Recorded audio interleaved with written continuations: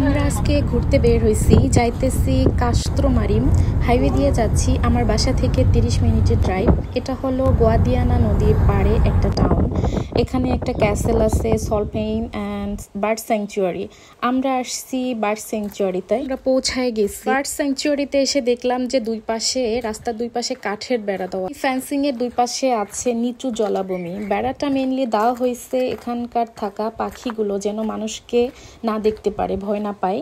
যে বেড়া আছে, বেড়ার মাঝখান থেকে অনেকক্ষণ হেঁটে আমরা এই জায়গায় পৌঁছালাম। আর এখানে যে ফাঁকার যে জায়গাটা, সেখান থেকে তুমি সব জায়গা থেকে পাখি দেখতে পারবা। এটা এত সুন্দর, তুমি যদি পাখি প্রেমী হও মানে তোমার জন্য এটা বেস্ট প্লেস। আমার সত্যি আমার পাখি তো এমনিই ভালো লাগে। আর একটা পাখির যে কিচিরমিচির একটা আওয়াজ আসছিল, সত্যি আমি এটা হয়তো ভিডিওতে আসছে না। আমি এখানে ফ্লেমিঙ্গো দেখতে পাচ্ছিলাম, আর যেই সাইড থেকেই তাকাচ্ছিলাম সব দিকেই শুধু ফ্লেমিঙ্গো ছিল। তো এখান থেকে আসতে ইচ্ছে করছিল না। আমার মনে হয় হাতে টাইম থাকলে আমি এখানে ঘন্টার পর ঘন্টা বসে থাকতাম। এত সুন্দর একটা প্লেস, মানে তুমি যেখান থেকে তাকাবা সব দিক থেকেই পাখি দেখা যাবে।